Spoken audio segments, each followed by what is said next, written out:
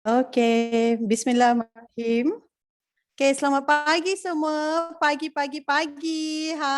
Jumpa balik muka ni. Okey.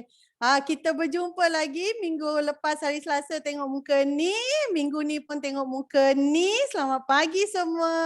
Okey. Assalamualaikum dan selamat pagi. Nama saya sekali lagi Haslinda binti Ahmad Kyshairi. Saya minta maaf, sebenarnya hari Selasa tu saya memang nak cakap, banyak sangat saya nak cakap. Tapi sebabkan saya memang kurang sihat pada hari tersebut, tapi saya masih nak juga jadi MC Dr. Adiba. Sebab bagi saya Dr. Adiba ni dia ada a special place in my heart. Sebab dia telah membantu saya dari segi kesihatan saya jugalah. Bukan saja saya tetapi juga ibu saya dan ramai lagi. Okey. So, selamat pagi semua. Alright. Kita ada 135 orang.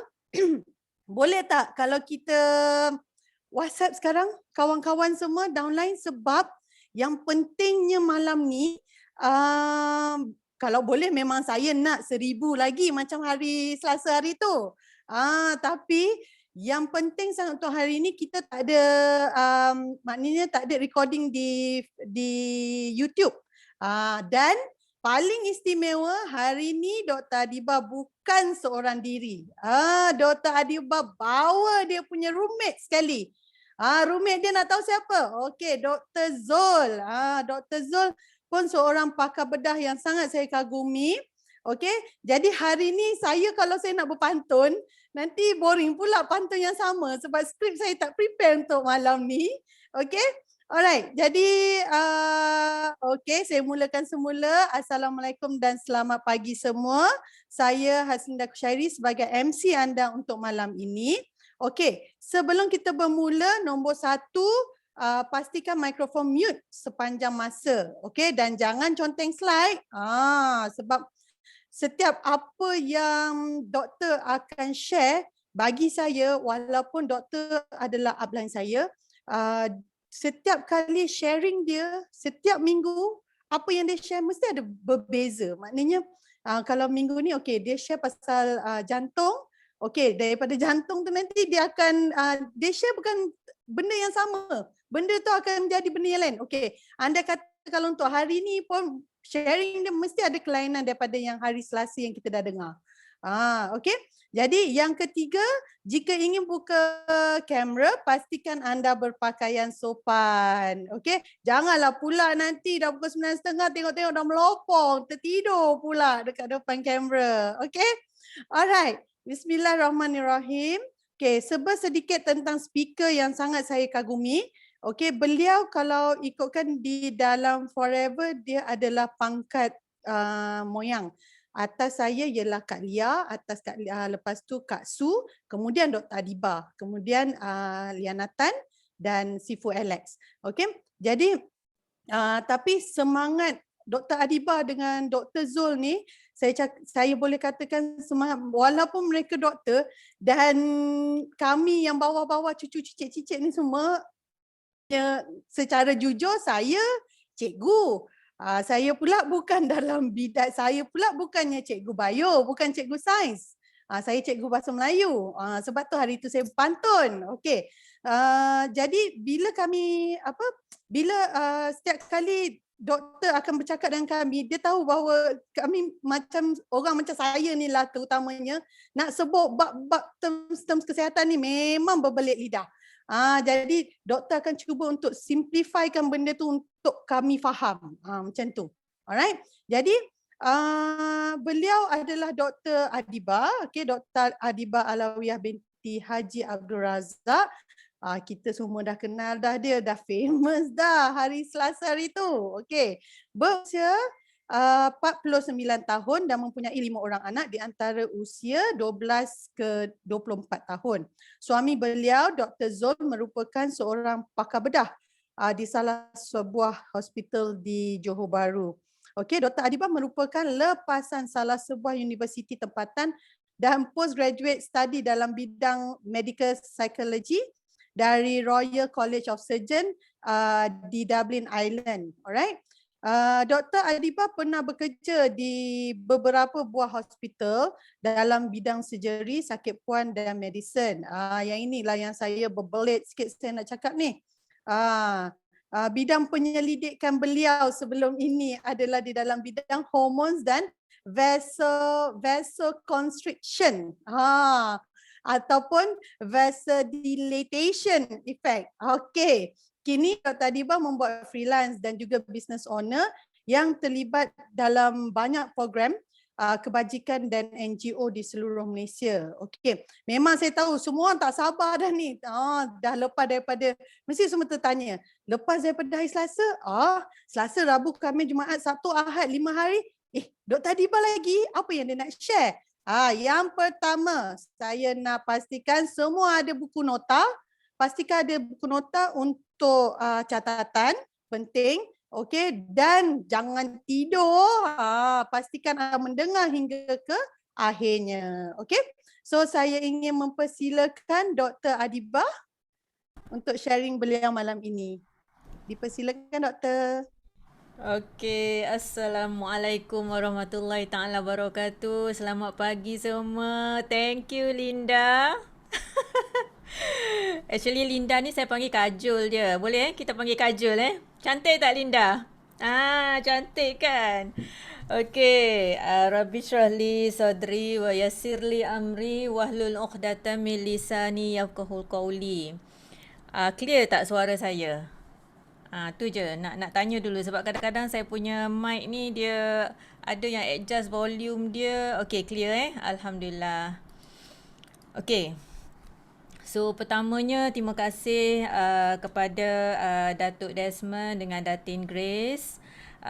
Terima kasih kepada Sean and Olive, Alex and Kowi, kepada upline saya, kepada Liana dan Amirul, Dr. Ju and Dr. Kamarul, juga untuk semua anda yang ada pada malam ini.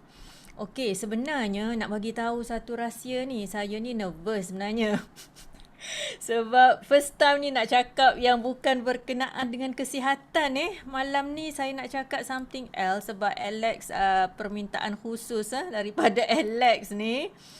Boleh tak you all tulis something dekat chat box nak cheer me up because I'm nervous actually talking about something other than my field actually.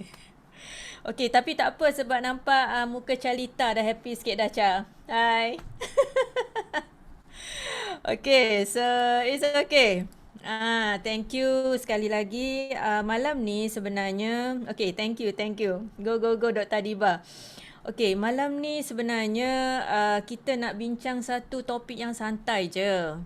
Okay, dan sementara tunggu Dr. Zul solat Isyak, so saya start dululah. Lepas ni Dr. Zul akan ambil tempat lah. Saya ingatkan pukul 9 actually Alex. I mati-mati ingat pukul 9 actually. That's why santai-santai je pukul 8.25 tadi baru siap slide.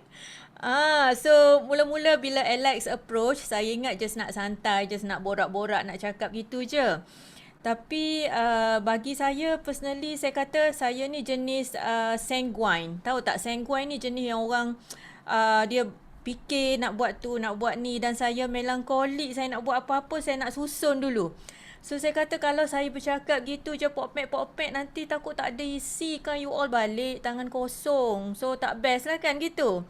So saya buatlah slide sikit, slide santai-santai je saya share untuk you all. Okay, kejap.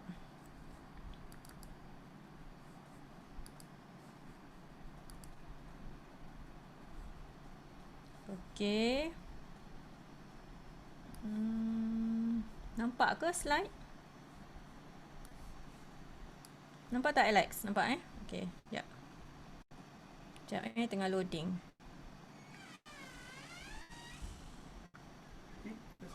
Dah start. Okay, kejap. Dr. Zul baru siap semayang. Kejap.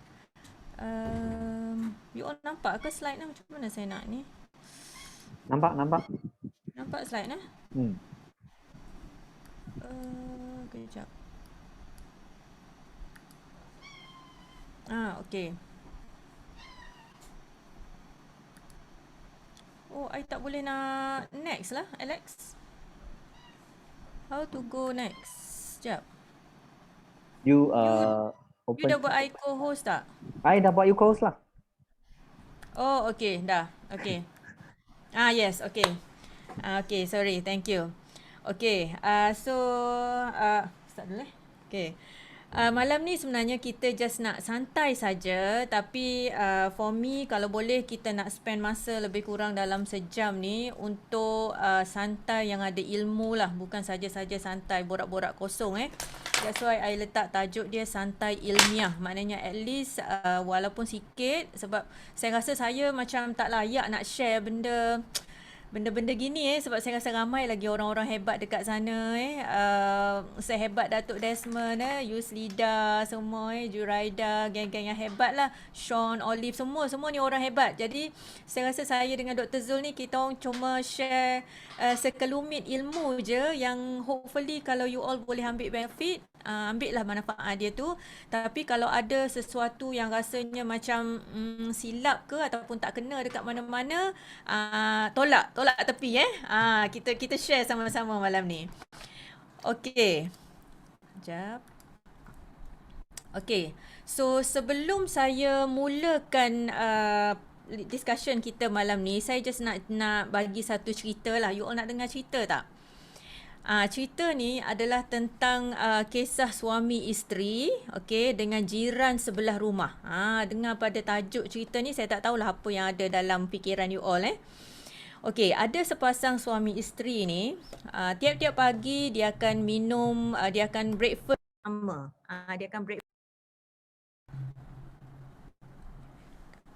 Dia akan breakfast bersama-sama dekat tepi tingkap rumah dia sambil dia boleh tengok neighbor sebelah rumah dia. So every morning dia akan minum teh, dia akan makan kari pap ke apa semua sambil dia nampak dia duduk tepi tingkap dan dia nampak jiran sebelah rumah dia. So jiran sebelah rumah dia kebetulan pula setiap pagi dia time they all duk breakfast ni, husband and wife ni, kebetulan isteri jiran sebelah rumah dia tu sidai baju. Dan setiap hari wife dia kata yang jiran tengah breakfast ni, dia cakap dekat husband dia, dia kata memang orang sebelah rumah kita ni macam tak bersih baju dia. Tengok dia punya laundry dia, cadar dia masih kotor, dia punya baju dia, sebab rumah dekat kan sebelah-sebelah. Jadi dia boleh nampak lah jiran dia tu basuh baju anak sekolah pun ada hitam-hitam lagi dekat tangan kan. You boleh imagine siapa yang ada anak. So dia nampak tak bersih. So setiap hari pagi esoknya dia tengok lagi jiran sebelah rumah dia tu duk sidai baju, dia nampak lagi kotor lah, dia basuh tak bersih lah, kaki seluar, stokin masih tak bersih. So dia duk komen dekat husband dia tu. Husband dia minum air senyap je diam je minum air. Okay, sampailah beberapa lama, after few months they keep the wife yang duduk tengok neighbor sebelah rumah dia ni duk complain lah.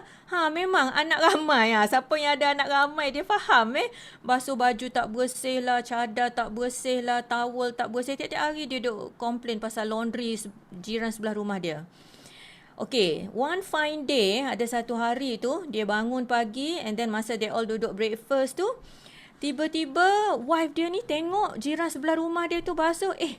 Hari ni bang, dia kata bersih lah jiran sebelah rumah kita tu. Bersih dia kata, nampak stokin anak-anak dia pun bersih, dia basuh, cadar pun bersih, putih. Terkejut dia, rasa pelik sangat. So dia pun tanya husband dia kata, agaknya jiran kita tu buat apa Dia tukar sabun ke? Dia kata, dia beli mesin basuh baru ke? Dia duk berkira-kira, duk fikir-fikir sendiri ni. Husband dia pun senyum je. You all boleh agak tak husband dia cakap apa? Nak tengok dulu dalam chat box. Cuba agak. Husband dia cakap apa? Okay, pandai. Yes. Husband dia bukan ganti cermin baru. Yes, husband dia cuci tingkap pagi tu. So, yang they all duduk minum tu, actually duduk sebelah tingkap tu, rupanya tingkap tu dah agak berhabuk, dah kotor. Jadi bangun pagi tu, awal-awal pagi, sebelum dia breakfast, sebelum wife dia bangun lagi, husband dia bangun, dia bersihkan tingkap tu. Jadi tingkap tu dah clear dah. So no wonder lah wife dia tengok dah bersih, cadar orang sebelah dah bersih, stokin semua dah bersih. Betul Linda, tingkap tak dicuci, sian jiran dia kena kan. So itulah saya sebenarnya cerita ni dia muhasabah pada diri saya sendirilah sebenarnya. What we see when we watch others depends on the purity of the window through which we look. Window tu kat mana? Dekat sini lah. Dekat sini state of mind dengan dekat hati kita. So before we give any criticism, it might be a good idea to check our state of mind. Okay, check dulu minda kita and ask ourselves if we are ready to see the good rather than to be looking for something in the person we are about to judge. So betul kan, kita selalu judge orang. Kita selalu bila kita tunjuk satu-satu produk yang bagus, kita rasa bagus ni. Ya Allah, bagusnya bipolar ni, dia bagi energy, dia betulkan hormon, bukan main lah kita rasa bagus sangat. Tapi bila orang tu tolak, orang tu tak nak lah, kita dah terus judge dia. Betul? Padahal dia tak ada duit nak beli. Padahal dia ada masalah-masalah lain dia tak boleh makan. Padahal dia ada problem ABC. So itulah kita selalu tak cuci tingkap kita. So balik lepas daripada talk saya ni, okay, saya dan anda semua kita sama-sama cuci tingkap kita. So that pagi esok kita boleh nampak jiran sebelah kita tu dengan lebih clear lagi. Okay? So okay Cha, bagus saya pernah dengarkan cerita ni. So baguslah saya rasa benda tu pengajaran untuk saya actually, tapi hopefully dia jadi lesson for us lah. Okay, hari ni sebenarnya apa yang kami berdua nak cerita ni simple je, tiga benda je. Yang pertama just basic background kita lah, basic background sikit. Yang kedua hari-hari yang kami lalui lah, macam mana pembahagian masa dan sebagainya. Dan yang ketiga, nanti kita akan bagi sedikit take home message lah ataupun apa yang you all boleh ambil daripada iktibar cerita kami ni. So yang saya letak dalam slide ni mainly apa yang saya punya part lah, dan saya masukkan sikit-sikit Dr. Zul. Nanti at the end nanti Dr. Zul akan bagi dia punya points dia dan dia akan conclude lah, summarize everything apa yang kami bincangkan pada malam ni insyaAllah. Okay, so latar belakang ataupun background simple saja. Saya dengan Dr. Zul ni sebenarnya daripada keluarga biasa-biasa saja. Memang we all daripada orang kampung lah. Daripada orang kampung ni gambar masa kahwin baru anak 2 dulu. We all kahwin semasa umur muda sangat. Masa belajar lagi kami kahwin masa dekat universiti. Masa tu saya first year nak naik second year dan Dr. Zul baru second year lah nak naik third year. So kami start kehidupan kami awal sangat. So itulah sebab tu anak-anak sekarang dah besar dah. Anak sulung saya pun dah 26 dah besar dah. Yang bongsu pun dah form 2 Dan we all nampak sebaya je. Bila jalan dengan anak-anak apa semua, kita orang nampak macam sebaya, macam adik-beradik semua. Okay. Dan kami memang asal daripada orang kampung lah, daripada orang susah lah. Saya pun daripada orang susah. Okay, Dr. Zul pun daripada keluarga yang susah je. Biasalah orang kampung biasa dan tak ada mewah-mewah Kami tak ada company yang besar-besar, family yang besar-besar, tak ada. So daripada orang kampung biasa-biasa je. Kecil-kecil dulu memang kami jalani hidup sebagai orang biasa saja, main basikal, main dalam selut. Dr. Zul kalau dekat Pontian tu dia memang selalu kena rotan dengan ayah dia, main dalam parit lah. Saya jenis yang naik basikal keliling kampung, terjun dalam air terjun apa semua. So kami memang jalani hidup seperti biasa saja. Sampailah kami buat bidang perubatan lah. We all ambil medical dan Alhamdulillah habis buat postgrad dan sebagainya. So bila dah kerja apa semua tu, kita memang ada cabaran lah. Cabaran masa, cabaran kesibukan, jati diri. Kadang-kadang kita rasa macam ada banyak-banyak sangat cabaran tu menyebabkan kami punya jati diri tu kadang tercabar. Keluarga, kesibukan dengan anak-anak. Masa tu anak kecil-kecil So ni adalah cabaran-cabaran biasa orang yang bekerja. Okay, so pada masa tu memang betul lah ada kerja, kita ada income, kita ada impian, memang semua ada masa tu. Alhamdulillah. Tapi as for me dan Dr. Zul pun, kita rasa ada sesuatu yang rasanya yang masih lagi tak lengkap. Masih ada, kita lack lagi something walaupun pada masa tu alhamdulillah Allah bagi rezeki, Allah bagi income, ada pekerjaan dan sebagainya. So pada masa tu mula saya dalam keadaan yang macam saya nak carilah, saya nak cari something. Actually that's why saya awal saya resign, saya nak cari apa sebenarnya purpose saya dalam hidup ni. Saya dah mula rasa macam nak pandang ke sesuatu yang lain lah. So pada masa tu mula mencari, saya mula dekatkan diri dengan majlis-majlis ilmu, sebab saya rasa macam saya banyak tertinggal masa dengan anak-anak saya. So saya, masa kita kerja, masa kita on call siang malam, saya banyak miss masa anak kita pun dengan maid, banyak dengan pembantu, banyak dengan mak kita pada masa tu. So itulah saya cuba mencari sesuatu untuk dapat balik masa yang kita dah terlepas dulu tu. So masa tu mula mencari. So bila mencari, menyebabkan bila saya pandang masa tu sebagai something yang saya rasa tak boleh nak dapat balik. So that's why bagi saya saya rasa macam masa tu dia tak ada dia punya definasi dia. So kalau anak-anak saya, dia dah faham dah definasi masa untuk Umi macam mana. Sebab bagi saya masa tu, kalau orang kata masa itu emas lah, masa itu seperti mata pedang lah. Kalau you all rasa masa tu macam apa? Rasa macam apa? Mungkin ada yang rasa macam masa tu very berharga, macam intan belian. Mungkin ada yang rasa gitu. Tapi bagi saya rasa masa itu adalah kehidupan. Sebab kita dah lepas dah yang dulu, saya dah tak boleh nak ambil balik dah. Masa itu adalah kehidupan. So kalau dengan anak-anak masa tu, bila saya kata okay, get ready, kalau pergi mana-mana, travel ke, nak pergi ke mana, anak saya dah tahu dah. Kalau saya kata okay, get ready itu maksud, kalau saya kata pagi, maknanya dah tahu dah. Oh, lepas subuh, sebelum subuh, dia dah tahu. Saya punya timing saya adalah not on time, bukan on time, tapi must be always before time. Yes, betul. Masa adalah nyawa. Masa kita tak boleh nak ambil balik. That's why bila kita tengok sekarang ni orang yang membazirkan masa, kadang-kadang dia tak sedar dia membazirkan masa. Tapi dia tak ada satu hala tuju dalam hidup dia. So bila kita berada dalam satu platform yang saya rasa lah, bila kita berada dalam platform yang betul, kita at least kita ada hala tuju kita. Betul tak? You all rasa kan, kalau kita tak buat benda apa yang kita buat ni, kita ada team kita ada pengisian kita everyday, kita ada kelas dan sebagainya, at least kita ada hala tuju hidup kita. Okay? So saya selalu bagi ingatan lah pada diri saya sendiri at least, dan pada malam ni juga saya just nak remind lah anda 204 orang yang ada dekat sini ni. Saya just nak remind bahawa kita jangan sekali-kali yang dikejar tak dapat, yang dikandung berciciran. Maksudnya, kita nak something in our life, memang kita nak kejar something yang kita rasa macam very precious, berharga sangat. Tapi kita tak nak sampai yang kita dah duk bawa ni sampai tercicir habis tak tahu ke mana.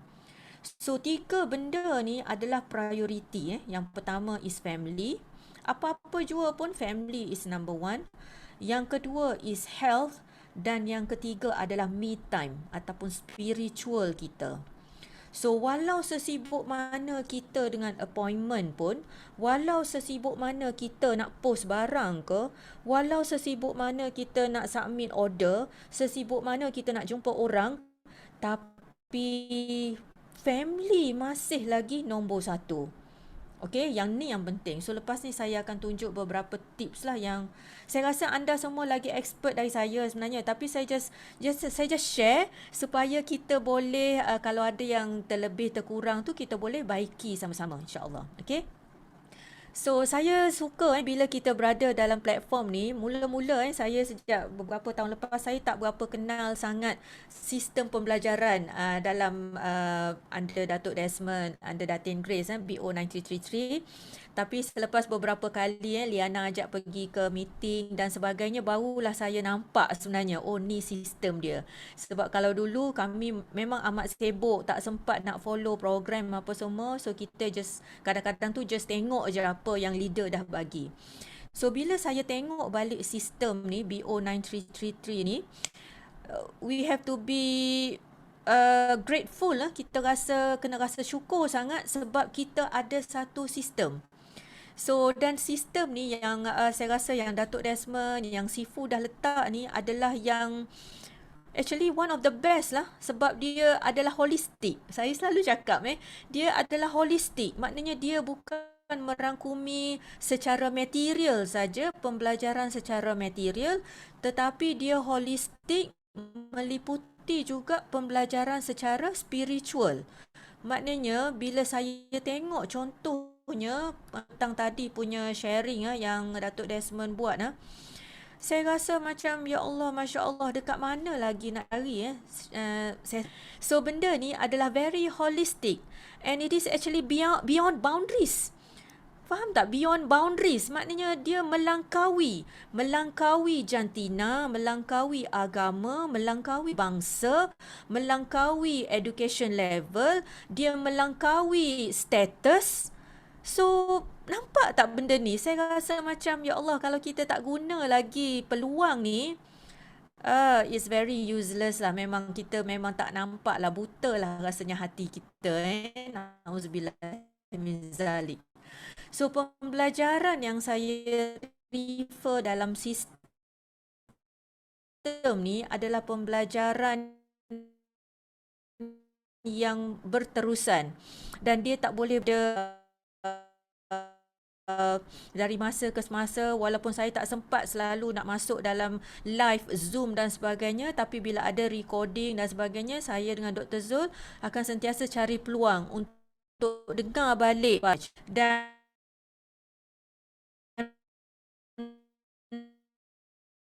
mesti ada kita ni, kalau kita dah stop mencari ilmu, maknanya kita dah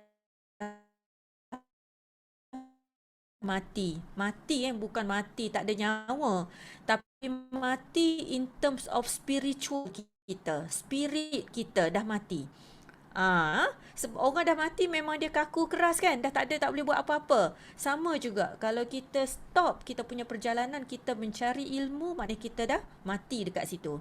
Dan ilmu ni saja bukan ilmu dari segi marketing, bukan ilmu dari segi produk, tapi ilmu merangkumi semua benda. Personal growth, kita punya emotional ilmu, kita punya ilmu-ilmu lain sekali termasuk dalam ilmu. So beruntung kita berada dalam BO93 dan dalam team masing-masing. Bergantung kepada leader masing-masing. Tapi kita mesti ingat, saya letak ayat ni, kita mesti ingat kita jangan asyik mengharap. Ada setengah orang tu dia jadi baldi je, dia tadah je kan. Dia duk tunggu masa je. So kalau anda sentiasa mengharap saja, no, you won't be able to grow. Sebab kita mesti ada kreativiti untuk cari ilmu sendiri. Okay, be proaktif. Tak boleh nak tadah saja, tak boleh nak harap saja. So kita kena proaktif. Whatever ilmu yang kita dapat, kita mesti curahkan balik. That's why masa saya teaching dulu, masa saya dekat universiti, saya mengajar, saya selalu cakap dekat student saya, any ilmu yang masuk dalam kepala otak kita ni, kita mesti pastikan dia ada output dia. So kalau input learning saja yang masuk, lama-lama dia akan serabut dekat kepala otak, dia tak boleh buat apa. Kena cari jalan untuk ada output learning. So kena cari jalan supaya kita boleh keluarkan ilmu tu. Share dan cuba ajar. Bukan kita nak mengajar, tapi kita cuba nak ajar diri kita. Tu penting kena ingat Bila kita curahkan ilmu pada orang lain, bukan bermakna kita nak tunjuk pandai nak ajar dia, tapi sebenarnya kita nak ajar diri kita supaya humble. Perasan tak? Sebab bila kita ajar orang, barulah kita tahu, sebenarnya aku tak faham lagi lah benda ni. You all perasan tak? So, bila kita ajar orang, sebenarnya kita ajar diri kita supaya kita humble, supaya kita sedar. Banyak lagi sebenarnya yang kita tak tahu. The more you give, the more you will realize that you still tak adequate. So that's why pentingnya kita mencurahkan ilmu kita. So insya-Allah kita sama-sama tambah ilmu. Betul Cik Su. Dan bagi saya untuk capai keselesaan dalam hidup di masa depan, kita mesti keluar daripada zon selesa kita sekarang ni. Semua orang dah selesa sekarang ni dan saya percaya ya Allah kalau tengok Datuk Desmond dengan Datin Grace kita tengok Sifu kita dengan Simu tak payah dah nak ajar-ajar, dah tak payah nak buat kelas dia dah boleh duduk tengok TV, terbaring, tergolek dekat rumah, dah tak payah nak ambil kira dah. Tiap-tiap bulan duit masuk dah tak habis anak cucu 7 keturunan, betul tak? Tapi kenapa mereka masih mencurahkan ilmu? Kenapa leader-leader yang lain kita tengok masih tak jemu-jemu mencurahkan ilmu? Because they want to grow, because they have a lot of knowledge yang dia rasa kalau tak share pada anak-anak buah yang lain, itu adalah kerugian yang besar bagi diri sendiri juga dan bagi anak-anak buah. So tu adalah something yang we have to really appreciate sebab bila adanya kita dalam platform yang betul ni, kita sama-sama akan give and take share ilmu, give and take insya-Allah. Okay, so saya tengok sharing tadi pun saya sebenarnya menitis air mata. Saya rasa macam betul lah kalau selagi kita tak keluarkan apa yang ada dalam hati kita benda tu memang dia tak akan transform kita. So transformation tu kita tak sebenarnya tunjuk dekat orang sebenarnya. Sembelit betul lah. Kita tak semestinya tunjuk pada orang tapi at least kita sentiasa kena ada, kalau bukan kita slot dengan orang pun kita slot muhasabah diri kita sendiri. Okey, untuk keluarkan apa sebenarnya yang terbelit dalam diri kita tu. Tu penting. Okey? Dan saya sebenarnya sebelum ni memang awal-awal dulu saya rasa macam ya Allah betul ke macam tadi siapa yang cakap tadi betul ke bisnes ubat gigi ni boleh jadi kaya? Betul ke bisnes jual sebotol aloe vera ni boleh jadi kaya? Macam tadi dalam slot saya tak ingat siapa yang sebut benda tu. So macam masa mula-mula Liana jumpa saya Dr. Johara Ju best friend saya daripada masa study dulu, masa mula-mula jumpa saya kata ya Allah betul ke ni bisnes macam gini ni boleh ke sampai nak pergi melancong sampai ada income macam gini so tapi bila Datuk tadi saya sukalah jawapan Datuk Desmond sebelum ni pun saya pernah dengar jawapan beliau. Ni bukan bisnes ubat gigi yang boleh bagi kita kaya. Tapi ini adalah bisnes ubat gigi yang boleh bagi kita amat kaya raya. So, it's just that how you apply you punya knowledge dalam bisnes ni dan macam mana you really guna apa yang kita ada dalam bisnes kita ini. Dan masa mula-mula, personally lah, honestly saya rasa mula-mula saya kenal bila saya pergi dekat function, dekat meeting-meeting apa semua kan, saya memang initially saya very skeptical. Saya rasa macam betul ke aku duduk dekat tempat ni rasa macam tengok bila orang excited, melompat-lompat apa semua kan, rasa subhanallah, rasa macam kita sebab bila sebelum ni kalau medical conference kan, kos-kos yang kami pergi semua orang duduk salin nota kan, tengok slide, fokus. Tapi bila dekat event yang memang semua orang super excited, dia punya aura dia tu memang lain macam so benda tu memang mendatangkan skeptical mula-mula. Tapi bila dah lama alhamdulillah benda tu sebenarnya membawa vibration yang positif. Okey, pada semua.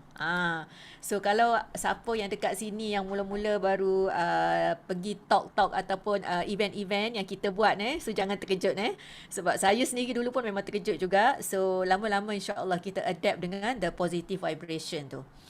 Okey, so penting untuk dalam program ni kita ada pembelajaran sendiri. Cha pun terkejut juga yes. Kan biasa kalau profesional kita kerja kan, kalau seminar, conference ke apa, semua orang akan berada dalam keadaan yang duduk diam kaku, tengok slide, tengok presenter so itulah formal, very good. So pembelajaran sendiri ni biasa saya nak bagi tahu dekat sini adalah any ilmu yang kita dapat asas bisnes ni yang kita belajar sendiri. Bagi saya mula-mula memang kita akan tengok, kita akan belajar, kita akan follow. Tapi lama kelamaan you must have your own trend of learning. Maknanya belajar sendiri. Kita mesti ada kita punya own pathway, belajar asas bisnes, kita punya product knowledge kita bina keyakinan diri sendiri banyak sangat program-program di mana kita bina keyakinan diri sendiri. belajar untuk bertutur kata. Setengah-setengah orang memang tak biasa duduk depan mic, depan kamera, depan phone, depan audience kan. So benda ni kadang-kadang kita kena train. Kalau kita tak latih, memang benda tu payah nak jadi sebenarnya. Dan kita tak perlu tunggu kita perfect. Kita tak perlu tunggu kita rasa macam aku ni dah memang kelas A dah ni, dah boleh bercakap depan mic dah ni. No, kita tak payah tunggu perfect. So just buat every day sikit demi sedikit, lama-lama dia akan perfect kan, dia akan jadi. Dan poin yang ni saya nak sentuh ni adalah tentang adab dan asas agama. So benda tentang adab dan asas agama ni dia mesti utuh. Dan tak kira lah apa bangsa, apa agama pun kita mesti ada satu pegangan. Tak kisah agama apa, bangsa apa, keturunan apa, mesti ada satu pegangan yang utuh. Saya letak gambar ni sebab ada satu cerita saya nak tunjuk satu cerita. Baru ni saya dengar ada satu kisah daripada ustazah ni lah. Dia cerita, tapi dia cerita tentang cerita Hindustan. Ni siapa yang suka tengok Hindustan dia tahu ni daripada cerita apa ni. Linda mesti tahu ni cerita apa ni. So ada satu kisah ni saya nak cerita dekat sini. Saya tak ingat lah tahun bila kisah ni. Cerita Hindustan ni, dia ada 2 orang anak laki dengan perempuan. Betul-betul Kabi Kushi, Kabi Gam. This foto. Tapi yang saya nak cerita ni adalah cerita lain lah. Bukan Kabi Kushi So cerita ni ada anak dia 2 orang ni bergaduh. Anak laki dia 2 orang ni bergaduh. So dekat one place. Adalah orang pergi report dekat mak dia. Bagi tahu kata anak you ni bergaduh, 2 orang ni sedang tak tahulah berebut apa benda semua at one place. So mak dia duduk kat rumah masa tu. So mak dia ni, instead of mak dia nak lari pergi dekat anak dia, orang tu ingatkan bila dia report anak dia ni bergaduh, mak ni nak pergilah nak leraikan pergaduhan anak dia. Tapi rupanya mak dia ni, dia berlari ke the other way round. And then orang tu cakap lah, dia kata, puan, dia kata, anak puan ni bergaduh dekat ujung sebelah sana. Kenapa puan nak berlari ke sana? So, mak dia ni cakap dia kata, aku nak pergi berlari dekat temple. Dia kata, dekat temple dia sebab dia kata, dia nak doa. Dia kata, dia rasa macam tak cukup lagi doa pada Tuhan dia, yang sampai kenapa macam anak dia ni boleh bergaduh, ada masalah dan sebagainya. So ni sama dengan cerita yang kalau you all ingat Datuk Sifu cerita petang tadi kan, yang pasal Huawei tu. So saya teringat nak bawa cerita ni sebab saya rasa macam kalau kita ni ada kita panggil apa, kita ada sumber rujukan dalaman kita, we have faith, kita ada sumber rujukan, kita ada kekuatan dalaman kita. So whatever happen sekeliling kita, tak kira lah apa-apa pun, kita akan balik kepada basic dia. Okay, so that's why adab dengan agama ni dia adalah something yang mesti ada dalam setiap orang yang nak berjaya. Okay, so saya just cuba relate dengan cerita ni.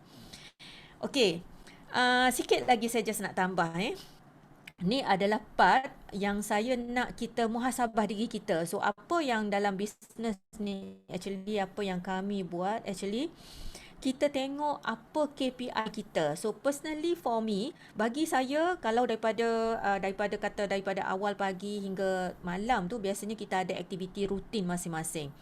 So for those of you yang berjaya ni, biasanya dia ada certain routine ataupun daily habit dia. Okay, dan I'm sure that you all punya daily habit, routine you memang lagi cemerlang dari apa yang kami ada, sebab kami ni memang belum berjaya betul-betul lagi. Kita orang baru merangkak sikit-sikit dalam bisnes ni, dalam hidup ni. So saya just share apa yang kami buat, yang saya rasa macam insyaAllah kalau ada apa-apa yang bagus, you all boleh ambil manfaat, silakan. So cuba fikir balik cuba fikir balik apa yang kita dah belajar hari ni masing-masing Kalau you all ada kertas, you boleh tulis. Hari ni daripada awal kita bangun tidur tadi hingga ke saat ni pukul 9.25 malam ni, apa yang kita dah belajar daripada bangun pagi tadi sampai ke sekarang ni. Ada sebab dia kenapa saya tanya soalan ni. Okay, nanti kita pergi kejap lagi ke brain. Okay, yang kedua, apa ilmu baru yang kita dapat hari ni? Ni kena tanya juga. Okay, setiap hari ada tak penambahan ilmu yang kita dapat? Yes, very good, reflection. Ni yang kita panggil reflection. Okay, orang Jawa dia panggil reflection. Tapi orang Melayu dia panggil muhasabah. Apa yang kita nak muhasabah hari ni? Okay, now saya nak nombor 3 ni kena fikir juga. Buku apa yang kita dah baca dalam bulan ni? For some people dia tak ada apa-apa pun. Dia tak read apa-apa. Sedangkan otak kita ni berkembang daripada pembacaan. Tak kira lah pembacaan sama ada pembacaan online ataupun pembacaan kita ambil buku. The best is actually kita ada pembacaan buku yang fizikal. So kalau siapa yang boleh peruntukkan dalam 1 bulan ada 1 atau 2 buku fizikal, personal growth ataupun apa-apa buku ilmiah. Okay, tu adalah the best. So, sebab kadang-kadang kalau kita tak baca, dia beku je di otak kita ni. So, just spend sikit income kita, sedikit masa kita untuk baca. Dan orang-orang yang berjaya macam Oprah, macam Bill Gates, macam orang-orang dekat yang hebat-hebat dekat dunia ni, they have their own KPI of books. How many books they should read in a month. Okay? So, kita boleh tengok tu. Dan satu lagi, kalau kita buat habit, setengah orang sekarang ni orang muda-muda lah, especially dia suka baca dalam e-book, baca dekat e-book, dekat gadget-gadget, dekat iPad dia, dekat phone dan sebagainya.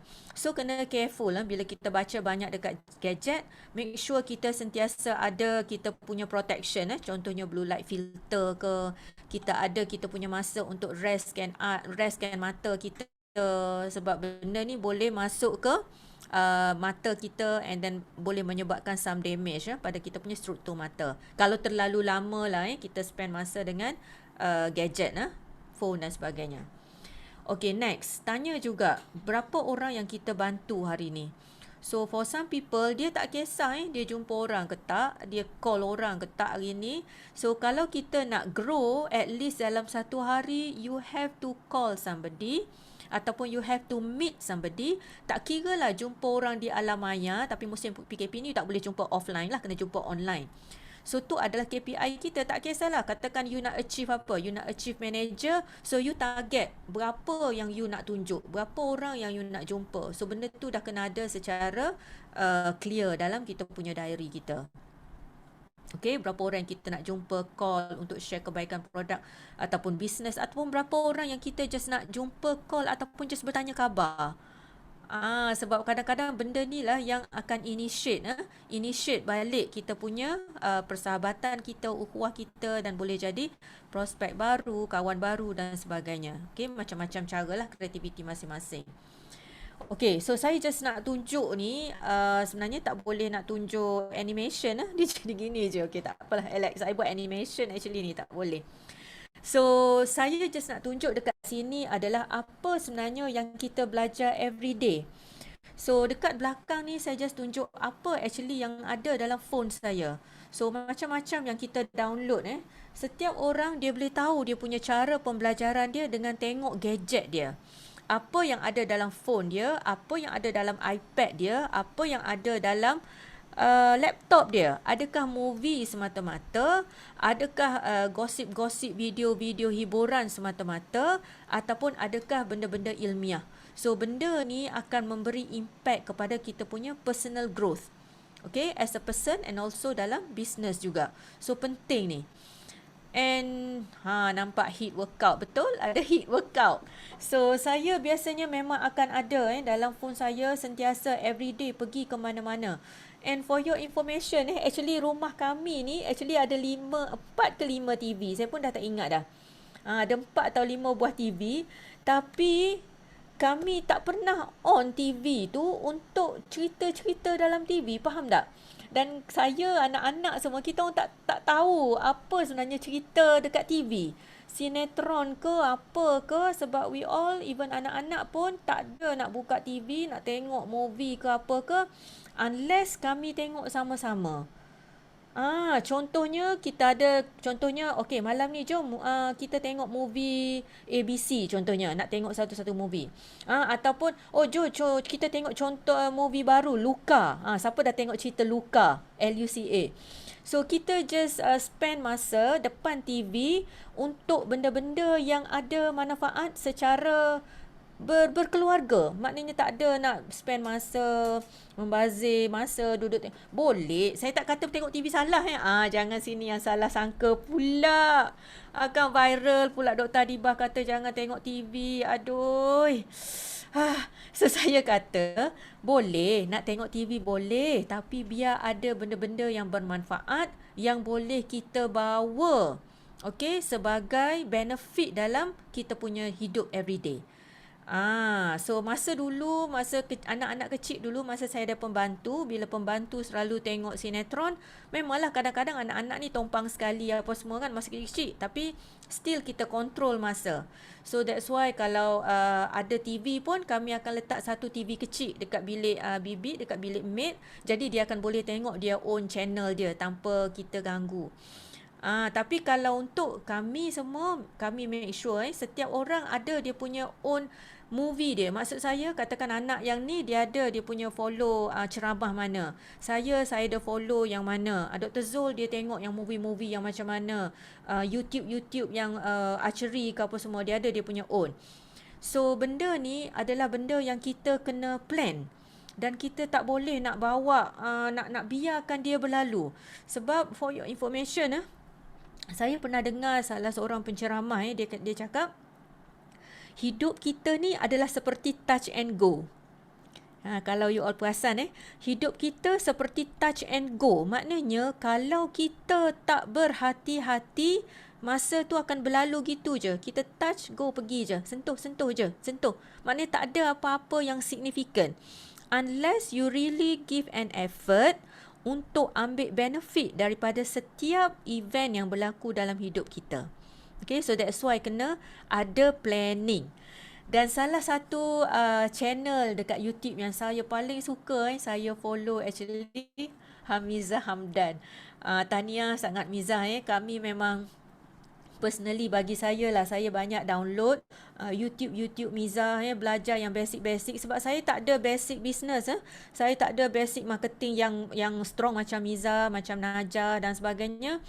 Dan saya suka tengok benda yang basic, contohnya macam mana nak kira CC, macam mana nak tahu apa tu bonus, macam mana nak setkan apa tu phone, benda-benda yang you all rasa macam dah pandai, tapi saya kena tengok benda ni.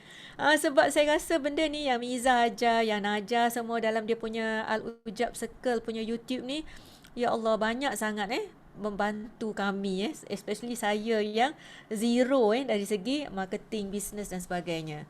Okay. Okay, saya nak sentuh sikit sebelum saya jemput Dr. Zul. Saya nak sentuh sikit tentang otak lah, sebab apa yang kita tengok sebenarnya, apa yang kita dengar, apa yang kita fikir dan apa yang kita buat, sebenarnya dia membentuk otak kita. So ni saya tunjuk, ni adalah kita panggil PET scan. Kita scan otak kita, di mana neuroscientist ni dia bandingkan otak semasa otak kita rehat dengan semasa otak kita ada aktiviti. Nampak tak beza dia? So bila otak tu ada aktiviti, dia akan nampak dia punya blood flow dia. Nampak tak ni? Wiring dia. Synapse tu dia bersambung. Cara simple way nak cakap lah. Tapi bila kita rest, okay, dia dalam keadaan yang dormant, resting period. So nampak tak? Bila kita berjalan, ada aktiviti, bila kita melihat, bila kita mendengar, bila kita berfikir dekat depan ni, dan bila kita menghafal, remember something, dia akan stimulate ataupun dia akan merangsang otak kita. Dan otak yang terangsang ni adalah terangsang dengan benda-benda yang positif ni adalah otak yang sihat. Nampak tak ni? Healthy brain. Dan yang ni adalah otak orang yang dah Alzheimer. Macam mana, nampak tak dia punya stimulation dia dah kurang, dia punya brain mass dia pun dah kurang, dah jadi kecut. Ini juga disebabkan oleh masalah kesihatan metabolik dan sebagainya. So ni pentingnya kenapa otak kita sentiasa kena ada aktiviti yang sihat. Dan aktiviti ni pula dia kena tengok kadang-kadang orang yang dia bagi aktiviti pada otak dia, kalau tak kena cara, salah juga pembentukan otak dia. Tengok, kalau dia bagi aktiviti, tengok orang ni macam mana dia hearing words dia ada certain part of the brain yang akan distimulatekan. Ni tempat ni yang dekat belakang ni adalah tempat yang kontrol mata kita dekat belakang ni. So that's why kalau yang boxer yang main boxing tu, katakanlah kalau kena tumbuk ke dekat belakang ataupun dia jatuh injured, itu accident injured dekat bahagian belakang, so dia akan ada masalah untuk melihat kalau kena dekat sini. Kalau kena dekat depan, bahagian frontal ni adalah tempat kita berfikir, nak fikir, thinking. Kita tak boleh nak cari words. So setiap otak ni dia ada dia punya fungsi dia, dan dia ada dia punya own blood flow dia. So that's why pemakanan yang sihat tu penting sangat, sebab salah satu fungsi pemakanan yang sihat tu, dia akan bawa blood flow tu naik ke otak kita. Dan salah satu yang the best actually adalah pemakanan yang tinggi antioksida, pemakanan yang akan buka saluran-saluran darah kita. So tu yang Cikgu Linda berbelit lidah nak sebut tadi tu, vasodilation, vasoconstriction. Vaso tu adalah blood vessel. Tu adalah research saya dulu. Macam mana hormon kita, kalau kita balancekan dengan baik hormon kita, hormon ni akan bantu untuk dilate, untuk buka, kembangkan salur darah kita. Dan kalau makanan kita tu makanan-makanan yang merosakkan, macam mana dia boleh memusnahkan salur darah kita, menyebabkan tak sampainya aliran darah ke otak. Okay, so tengok ni, kalau orang yang dalam keadaan depression, macam mana otak dia? Muram je, murung je, tak ada pun signal wiring, kita panggil wiring ataupun stimulation dekat otak. Tapi dalam keadaan yang orang yang normal, tak ada depression, tak ada simptom-simptom sedih dan sebagainya, otak dia dalam keadaan yang normal. Tapi kita tengok juga kadang-kadang kalau ada stimulation, music, happiness, tengok macam mana otak kita boleh terangsang dengan benda-benda yang positif. Okay, saya tak letak ni. Ada satu lagi PET scan saya nak tunjuk sebenarnya, tadi tak sempat nak masukkan. Dia comparekan brain PET scan ni antara dua environment, di mana satu environment orang mengutuk, orang membawang, ataupun orang duk cakap benda-benda yang negatif. They are cursing. Satu bilik cursing, dia duk menyumpah, duk menyumpah-nyumpah, cakap negatif. Satu bilik lagi dia letak dia punya subjek dia dalam keadaan orang yang bagi stimulation, inspire, bagi motivation, cakap benda-benda yang baik. So bila at the end of the experiment tu, dia letak orang ni dalam PET scan, dia nampak perbezaan otak. So orang yang duduk dalam bilik yang orang yang menyumpah-nyumpah tadi tu, yang negatif tu, otak dia adalah seakan otak yang macam gini ni. Gelap je, depressed, murung. Otak dia tak ada aktiviti. Tapi bila otak dia duduk dalam keadaan orang yang sentiasa ada inspiration, motivation dan sebagainya, otak dia dalam keadaan yang penuh dengan signal. Dan bila otak kita sentiasa ada signal yang positif gini, dia akan delaykan kita punya kenyanyukan ataupun penyakit-penyakit yang berkaitan dengan nyanyuk, demensia, Alzheimer dan sebagainya. Okay. So kita masuk bab medical sikit malam ni, sorry lah, okay. Dah nak habis dah sikit lagi. Okay, Alex minta juga saya sebut tentang pembahagian masa. Okay, so saya just touch sikit lah tentang pembahagian masa sebab kebanyakan daripada kita, memang kita akan sentiasa cuba balance kan, okay, antara keluarga, anak, anak bukan sekadar anak kecil. Dan bukannya anak kecil, anak besar pun kena balance juga, betul? Yang nak masuk universiti lah apa semua. Balance juga dengan hobi, tanggungjawab sosial, ada yang jadi presiden situ, presiden sini. So semua benda ni perlukan pembahagian masa.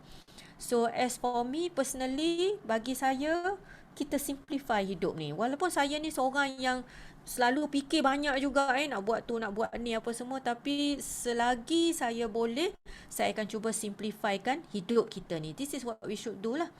And prioritization, ada banyak benda nak buat nak kira sisi orang ni lah, yang ni nak achieve apa, yang ni kita target apa, yang ni berapa lagi nak naik, ni banyak mana lagi nak order, yang ni macam mana nak tackle orang ni bergaduh pula, yang ni downline sama downline pula ni dah shock sendiri macam mana. So benda-benda tu kadang-kadang dia masuk dengan banyak sangat dalam otak kita. So make sure kita boleh balance dengan betul. Okay, dan kita mesti cepat-cepat keluar daripada toxic circle. Bila kita rasa kita ada toxic circle dekat dalam ni, kena cepat-cepat keluar. Kami banyak jumpa kes-kes di mana mereka yang ada terlalu banyak beban pemikiran.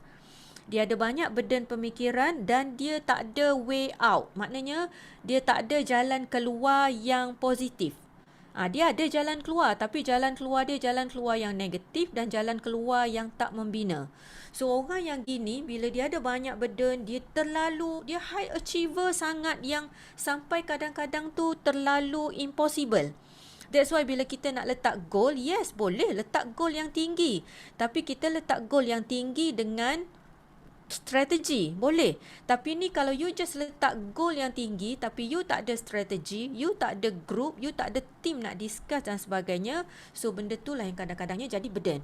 Dan ada ramai yang kami tengok yang bila dia ada problem, yang dia tak keluarkan daripada dia punya minda dia akan bawa kepada masalah-masalah penyakit mental. Na'udzubillah min zalik. Ramai kami tengok macam mana orang yang jadi depression, ada masalah MDP, manic depressive, manic tiba-tiba jadi elated, bogel, telanjang lah apa semua, tak ingat baju, tak ingat anak bini apa semua, tiba-tiba jadi agresif, tiba-tiba doktor diagnose dia schizophrenia, macam-macam So benda-benda ni kena jaga. That's why saya letak tadi tu as balance. Kena balance everything. Pembahagian masa kena balance, kita punya pemikiran kena balance, kena ada something untuk ada jalan keluar, channel bila kita ada sebarang problem. Okay. Dan satu yang penting adalah institusi family. Bila saya cakap institusi family ni, bukan saya maksudkan orang yang kahwin saja. Orang yang masih single pun, dia punya institusi family dia mestilah dengan mak ayah adik-beradik. Tapi bila institusi family bagi orang yang dah kahwin, mestilah dengan husband, anak-anak, in-laws, siblings dan sebagainya. So saya suka sangat quote hamba Allah ni, saya jumpalah dalam dia punya quotation ni.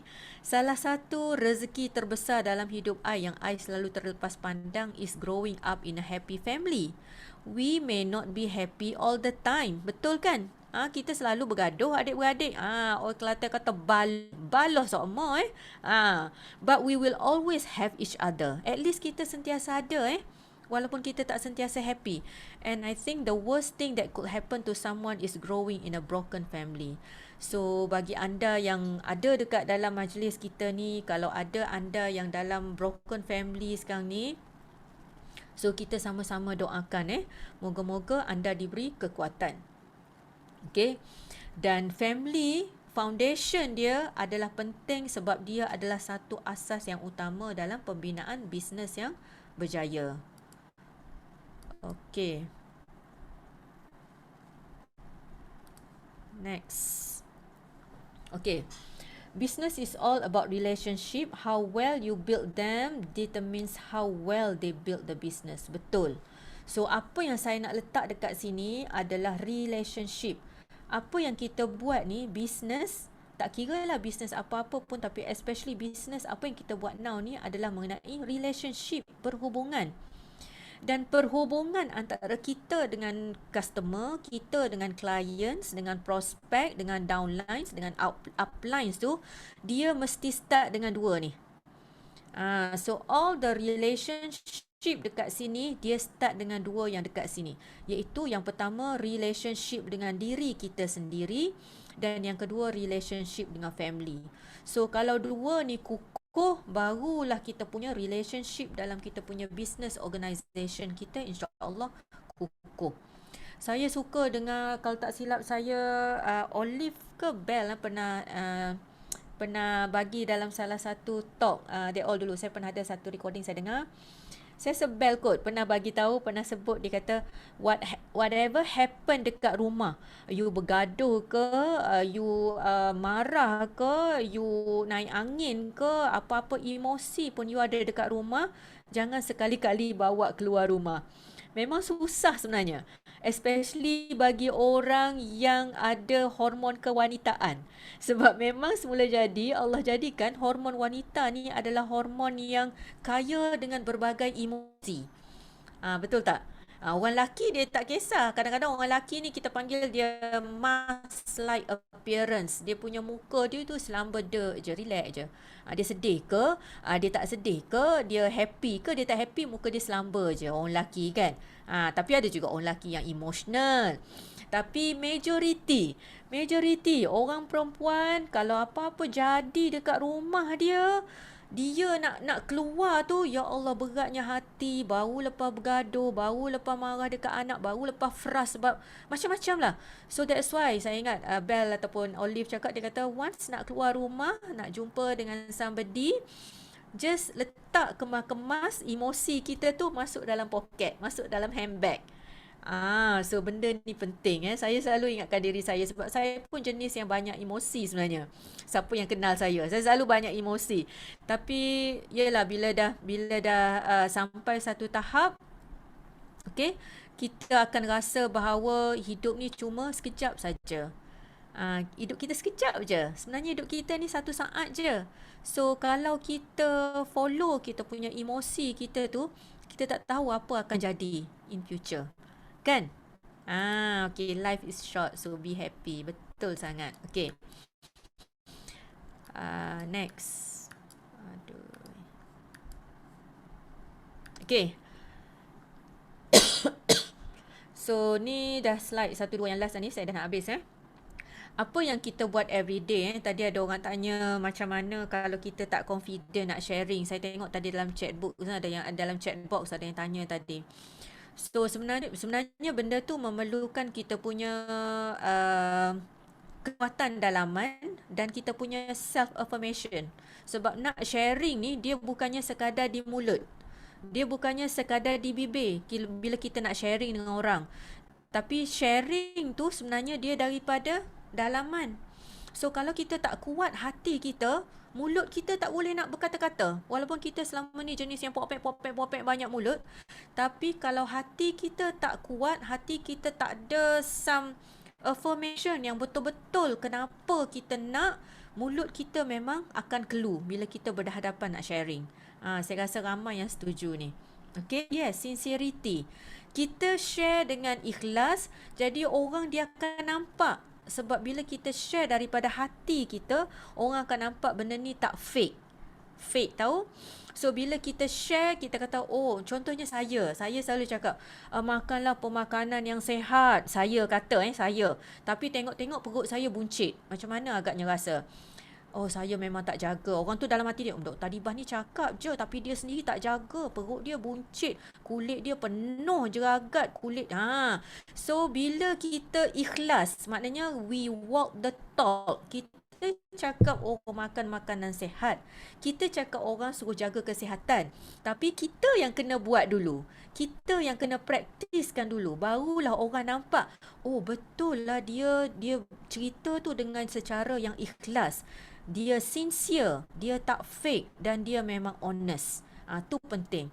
So, in order for us to have confidence, sebenarnya dia mesti datang daripada dalaman dan daripada amalan kita. So, insya-Allah benda tu boleh bantu kita. So kita mulakan dengan biasanya yang the best is actually saya ambil daripada beberapa orang motivator juga ni, tapi apa yang saya amalkan actually biasanya setiap pagi saya akan tulis dulu saya punya things to do list. Ada saya list saya, ni saya punya buku journal lah, journal saya.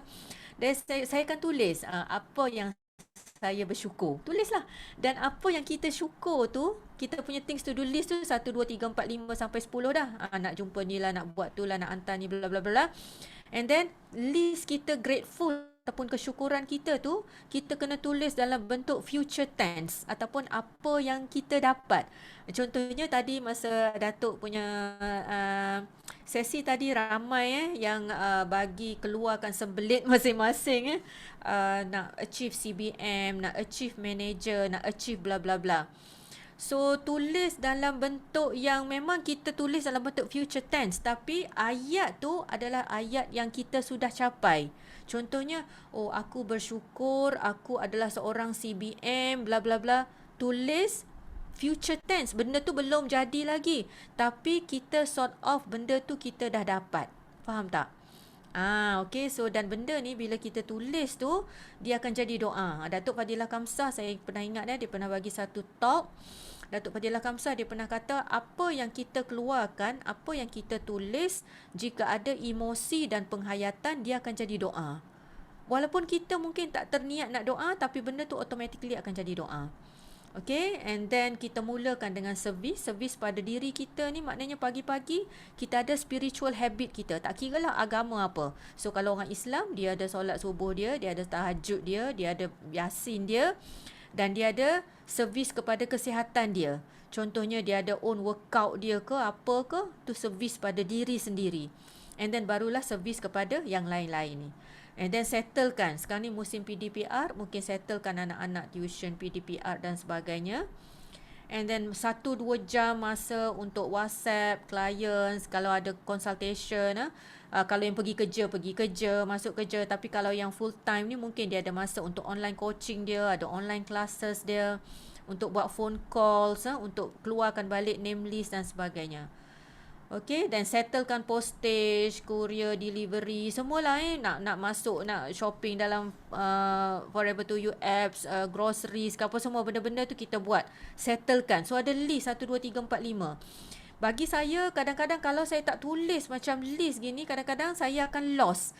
Sebab bila kita tulis, at least kita ada target kita dan saya nampak mana satu yang saya nak tick, mana satu yang saya nampak belum settle, so saya clear.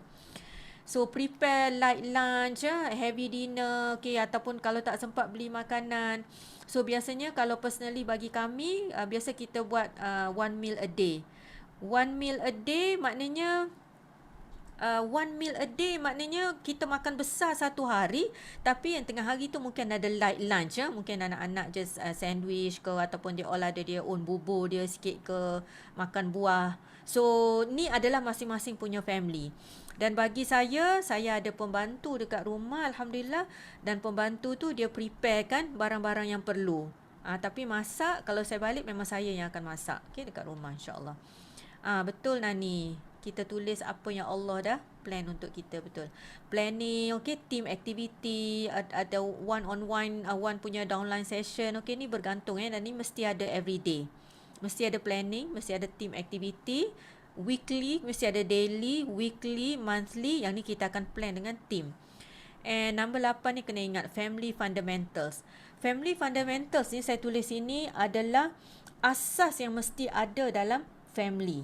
Okay, dan asas yang mesti ada tu adalah, yang pertama adalah dream. Dan setiap keluarga sama ada dia share dia punya dream dia. Macam anak-anak dulu, masa kecil-kecil dulu, anak-anak saya ada dia punya own dream book dia. Dan kami pun ada dream book kami. Kami akan tulis apa yang kami nak. Letak gambar-gambar seolah-olah kami dah capai benda tu. Seolah-olah kami dah pergi ke tempat tu. So dedication, responsibility, education, attitude, motivation. Okay, so ni adalah apa yang kita, yes, Bell pun ada dream book. Very good. Mesti kena ada dream book sebab dia akan jadi doa kita dan insya-Allah kita boleh capai benda tu. Okay. Me time. Okay. So saya letak sebab benda ni penting juga me time ni. Sometimes bila kita dalam keadaan yang terlalu sibuk kita tak sempat nak fikir me time kita. So me time ni perlu sebab dia akan reducekan kita punya stress hormon. Stres hormon kita ni, hormon kortisol kita ni, stres hormon, dia adalah hormon yang akan menyebabkan badan kita slowly rosak. Dan kerosakan tu kita tak sedar.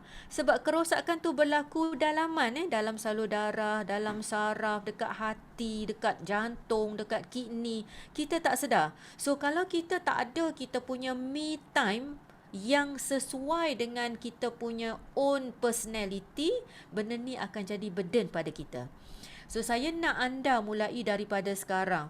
Walaupun you all busy macam mana pun nak achieve you punya target, walaupun you all busy macam mana pun nak buat certain goal, tapi make sure dalam setiap hari kita ada kita own me time. Tak kira lah apa-apa. So personally bagi saya me time sebenarnya ni impian dah lama lah. Archery apa semua ni nanti you all tengok macam mana Dr. Zul kalau dia share tentang archery dan sebagainya. Ni me time yang pernah dulu saya memang betul-betul nak ni, tapi disebabkan tak ada masa, kekangan waktu, so saya terpaksa kuburkan dulu. Dan saya punya me time yang sebenarnya adalah saya suka menulis. Saya suka sebenarnya, dan impian saya ada 3 buah buku yang saya tulis secara combine author, kombinasi dengan author-author lain. So saya me time saya nak guna sebaiknya, insya-Allah in future ni saya plan untuk ada saya punya own personal book. Saya nak buku yang saya tulis sendiri. So setakat ni 3 buah buku saya adalah autobiografi, buku-buku penulisan ilmiah yang saya share dengan author-author lain. Kelas-kelas pengajian, kelas pengajian apa yang kita follow, yang ni mesti ada. Tak kira lah siapa ke you. Kalau you suka ustaz yang backing, you follow lah ustaz yang backing. Kalau you suka ustaz yang kelakar-kelakar, you follow lah Ustaz Azhar Idrus. Kalau you suka ustazah yang lembut bercakap, bagi saya dia masuk dalam hati saya follow Ustazah Hafizah Musa. So it's up to you make sure you ada somebody as a role model. Tak kira lah. Sometimes ada orang dia follow Tony Robbins. Boleh follow Tony Robbins. Ataupun ada orang follow John Maxwell. Follow lah. Asalkan you ada somebody dalam hidup you as a role model yang you boleh ambil dia punya kata-kata you untuk jadi semangat pada diri. Okay? Sabri Subi. Yes. Calita follow dia. Very good. Okay. So ni saya tunjuk ni passion Dr. Zul lah. Nanti you all boleh tanya dia sendiri. So one of the dream kami lah. Hopefully in future kita boleh pursue kita punya own passion. Dan bagi Dr. Zul, dia punya impian dia adalah dalam memanah. Dia memang minat sangat archery. So kita doakan sama-sama moga one day kalau dia boleh retire dengan baik, ada stable income, money dan sebagainya. Dan insya-Allah ni dia sampai ke Turki mana dia pergi memanah ni. Okey, so kita doakan sama-sama insya-Allah. Okey, amin ya rabbal alamin. Okey, saya rasa ramai pemanah sini kan. You all ada yang archery juga tak? Ni ramai ni archery sini ni. Okey, next. Okey. Mesti ada juga your own minat. Kami sebenarnya suka sangat buat kerja-kerja sukarela ni. Kita tapi disebabkan kekangan masa, waktu dan sebagainya dah tak boleh. Ni adalah salah satu event yang we all pergi, sunaton Sunaton, bukan maraton marathon, sunaton. Bersunat dekat sunatkan masa tu anak-anak dekat mana, Kampuchea kan kita pergi ke mana, Kemboja ada 2-3 negara masa tu. Sunaton ramai beratus-ratus orang yang tak mampu, yang anak-anak so kami join NGO dan kami ikuti program sunaton masa tu. Horse riding salah satu aktiviti yang kami suka juga untuk buat satu family adalah horse riding. So saya nak bagi anda yang belum ada lagi certain hobby or me time, tolong cari. Sebab bila anda ada, anda sebenarnya boleh pupuk pupuk otak yang sihat supaya you will get a healthy brain in order for you to delay the aging process. Sebab aging process ni kalau kita tak buat apa-apa, every day dia akan teroksida sel-sel kita dan kita akan menua. Cantik tempat ni. Yes, ni dekat island. Kita orang naik kuda masa tu ada trail ride dekat island. Kami pergi ke island last 2 years. Okay, so asas dalam keluarga juga saya nak sentuh dekat sini. So whatever religion, whatever race, you mesti ada asas yang kuat dalam keluarga. So bagi kami, okay, kita memang kalau dekat rumah tu memanglah anak-anak kata, oh Umi ni memang backing lah. Strict. So macam ayah dia lembut sikit. Tapi dengan mak dia ni memang tak boleh main-main. Kalau saya kata A lah. Okay. So pendidikan is vital. So kena ambil walau kita sibuk macam mana pun kena tengok apa yang ada dalam beg anak-anak kita, apa yang ada dalam dia punya dalam kelas dia, kena tanya apa semua. So sekarang ni memang banyak nak kena follow lah as a parents kan, PDPR, nak tengok Telegram dia lah dalam kelas dia lah, WhatsApp group lah apa semua. So benda-benda tu at least walaupun kita sibuk macam mana pun jangan tinggal. Tu adalah pendidikan. So kalau anak kecil-kecil lagi macam Alex dengan Koi, tak rasa kan anak kecil-kecil. Maybe dah tak sibuk lah. Tapi kalau anak-anak yang dah peringkat primary, secondary especially exam dan sebagainya, memang agak sibuk lah nak monitor tu. So disiplin very important. Solat, especially musim PDPR ni, saya dapat hari tu saya dengar satu motivator dia kata ramai sangat daripada remaja kita ni yang tak solat. Dan bila tanya kenapa ramai remaja ni tak solat, jawapan dia kerana dia tak tengok mak ayah dia pun solat. Dia tak tengok, dia tak nampak. So that's why alhamdulillah kami for our family kita wajibkan berjemaah 5 waktu. So bagi anda yang belum mula boleh start try sikit-sikit berjemaah satu waktu sehari pun dah okey. Tapi kalau boleh 5 waktu tu terbaik. Sebab sekarang ni tak boleh nak pergi masjid lagi kan. Kalau tak anak-anak laki kita suami memang pergi ke masjid lah.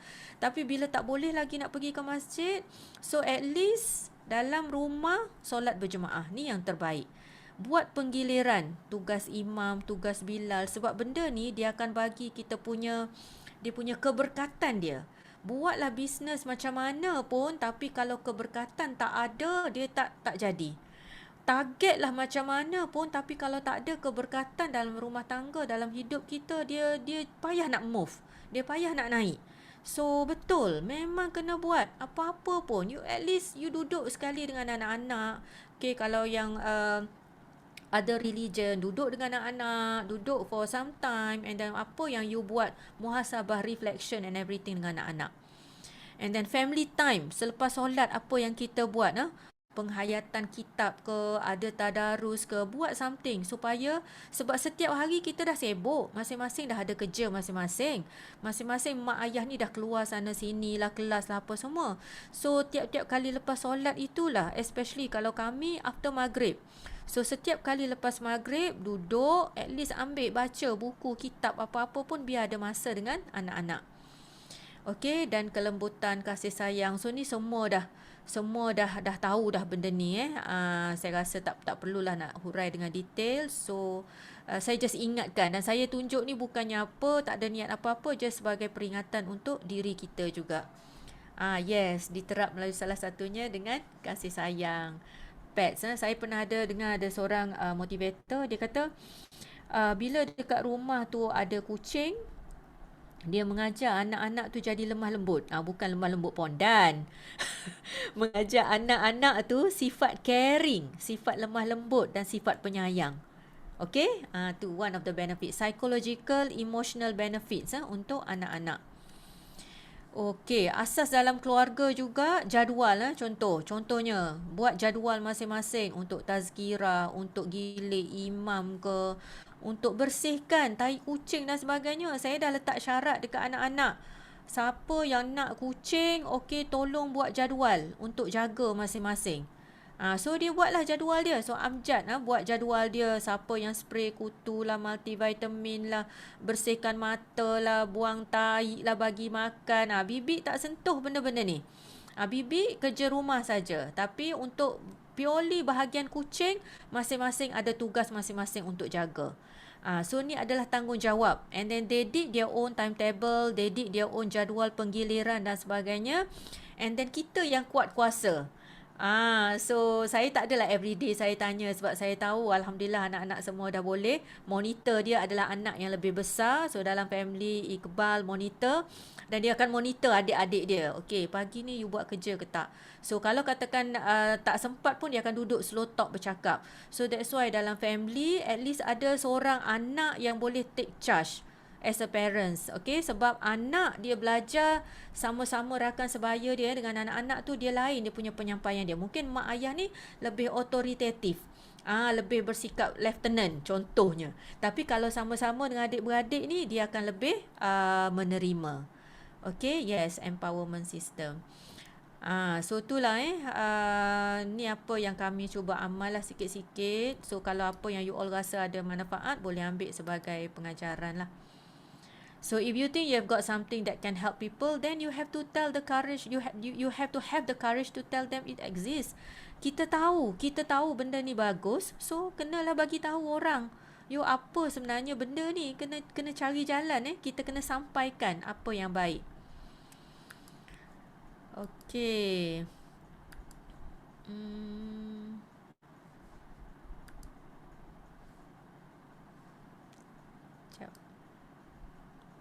Okay, saya rasa tu sajalah.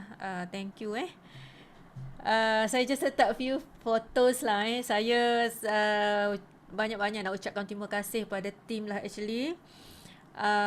Banyak bagi peluang untuk kami berkongsi sebenarnya, walaupun tak banyak sangat ilmu, setoek je sebenarnya ilmu, tapi alhamdulillah banyak bagi peluang, banyak berkongsi.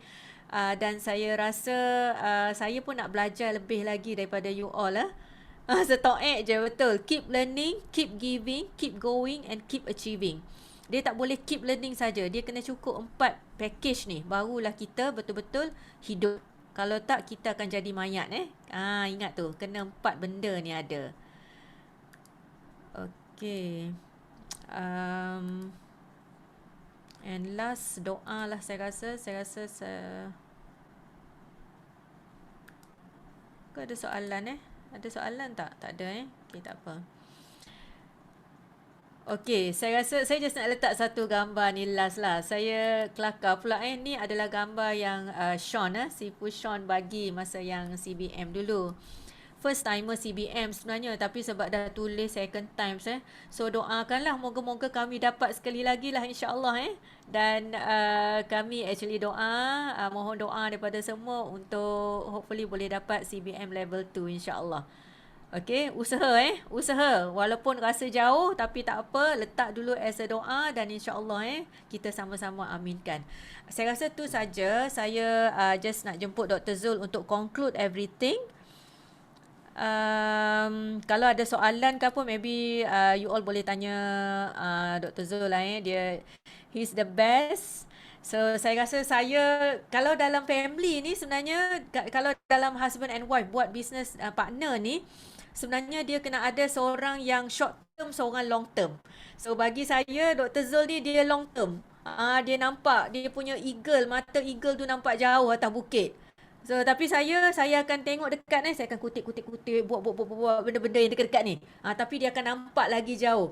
So saya rasa he's the best person. Kalau you all nak tanya apa-apa, nak dengar sharing ke, boleh lah he's the best person lah, and he's the core of our business lah, alhamdulillah. So saya jemput Dr. Zul. Okay, kejap saya off camera, kita nak tukar tempat jap.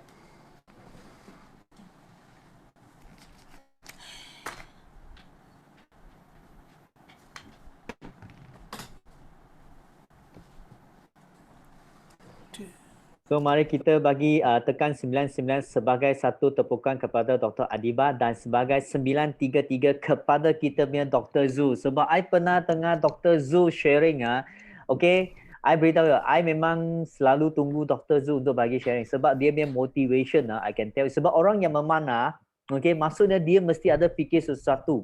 So dia punya target, kalau tidak macam mana dia boleh memanah dengan begitu skor yang begitu tinggi, betul tak? So sebelum kita tunggu Dr. Zul, kita patut tekan 933 sebagai tepukan kepada Dr. Adiba. Very good sharing. Okay, dan kepada Dr. Zul. Okay, sebab apa? I memang tunggu saat-saat ini ya, mau tunggu Dr. Zul punya motivasi. Ya, itu dia. Assalamualaikum. Selamat pagi semua. Apa khabar? Baik Boleh dengar Very saya? good. Boleh. Kalau dengar boleh type 1. Okey. Saya rasa yang Dr. Adiba share tadi kira dah banyak dah sebenarnya. Saya tak perlu nak tambah lah. Itu pun rasa dah sendat kot Okey. Jadi sebenarnya malam ni santai-santai je lah Dan mungkin agak off track sikit sebab kita tak bincang secara detail macam biasa sistem BO BO international. Tapi ni sekadar berkongsi lah. Saya nak ambil masa sikit lah, mungkin 10-15 minit. Just nak share lah bahawa sebenarnya yang penting ni bila dalam bisnes ni kita kena ada balance. Yang pertama. Yang kedua, kita bisnes ni kalau dalam yang dah berkeluarga lah, bisnes ni adalah partnership lah. Dan kita jangan terlalu berkira lah. Maksudnya siapa buat lebih, siapa buat kurang. Siapa yang ada kelebihan, gunakanlah kelebihan dia. Sama ada suami yang ada kelebihan ke isteri yang ada kelebihan dalam bisnes ni, gunakan kelebihan masing-masing untuk membangunkan bisnes ni dan saling membantu. Okey, kalau kita saling menolak awak buat bisnes ni, dia tidak akan jadi ke mana-mana. Secara jujur lah buat masa ni sebenarnya saya boleh kata 80% usaha dalam bisnes ni Dr. Adiba buat sendirian. Kerana saya masih full time lagi kerja dengan hospital Okey, yang pertama. Kemudian kenapa kami ni beria-ia sangat nak buat bisnes, tadi Dr. Adiba dah ceritalah. Bagi saya bisnes ni adalah sebenarnya satu peluang, jalan keluar untuk saya bersara dari kerja sekarang lah. Nanti orang tanya, tak best ke kerja doktor ni kan? Bila nak buka klinik sendiri, betul tak? Kan? Okey. Bagi yang faham lah sebenarnya kerja macam saya ni kerja dia panggil income aktif. Maksudnya saya kerja ada pendapatan, saya cuti tak ada pendapatan. Okey. Kalau sebelum ni katalah cuti yang 2019 kan, kami pergi ke Bangkok trip, local trip dengan Alex, jalan-jalan seronok tu. Tapi saya kena ambil cuti, saya kena bayar pengganti saya satu hari tak banyak. Pengganti saya ganti saya kerja satu hari, saya bayar dia 1,000 saja satu hari. Kemudian kita pergi ke US tu sama juga. Bayar pengganti dia, pengganti saya dia panggil locum ni, satu hari 1,000. Okey. Tak banyak lah. Kita pergi US berapa hari, Alex? 2 minggu. Okay. Dan setiap kali saya cuti raya 1 minggu, itulah bayaran saya bayar untuk pengganti. Jadi why not buat bisnes ni betul-betul? Saya boleh cuti seterusnya, pencen dan ada income. Dan saya tengok income Datuk dan tak perlu sampai level Datuk lah. Tengok Alex punya income pun rasanya dah boleh, insyaAllah okay. Jadi saya cuma nak share sedikit lah beberapa tips Dr. Adiba dah cerita banyak lah pasal family background dan sebagainya. Okay, kita beberapa benda saya nak share lah dari apa yang pengalaman saya sebelum ni. Pertama, kejap boleh tak kita tengok kejap. Saya cuba share kalau kita boleh sekejap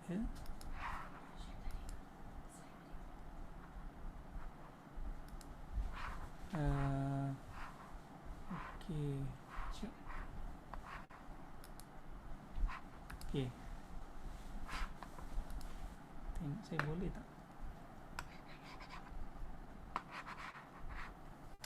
Okey, saya punya ni whiteboard ni tak menjadi. Memang whiteboard. It's a whiteboard. Whiteboard Yeah. Tapi saya punya, sorry, saya punya pen ni tak menjadi. Ya. Ada mouse. Yes. Ada. Ada. Okey. Nombor 1,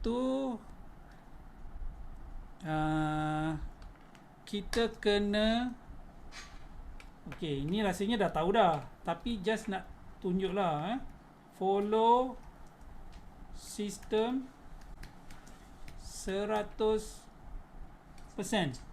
Okey, kita dalam BO sistem ni kita kena follow sistem BO ni 100%. Tak ada BO 933.1.0, 9333, 2.0, 3.0 macam PKP, tak ada.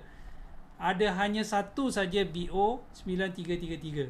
Sebab apa? Kalau kita sistem kalau kita buat sistem 1.0, nanti downline kita buat 1.1, kita punya downline lagi cucu buat 1.3. Jadi akhirnya tak ada sistem. Okey, bila tak ada sistem, maka tak akan berjaya. Yang kedua, kalau boleh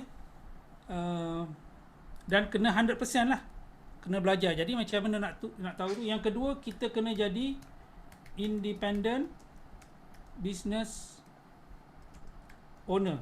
Okey, apa maksud independent business owner ni? Business ni yang kita buat ni, sebenarnya kita lah owner business ni, bukan upline kita, bukan downline kita. Jadi kalau business ni kita owner dia sendiri, siapa yang paling kuat kena bekerja untuk business kita? Mestilah kita sendiri kan. Jadi kita sendiri yang kena bangun, kita sendiri yang kena bergerak. Jangan tunggu downline kita gerak, jangan tunggu outline suruh kita bergerak. Jadi kita sendiri yang kena bergerak lah. Tadi Dr. Adibah dah perincikan lah apa yang kita kena buat hari-hari dan sebagainya. Kemudian kita kena bangunkan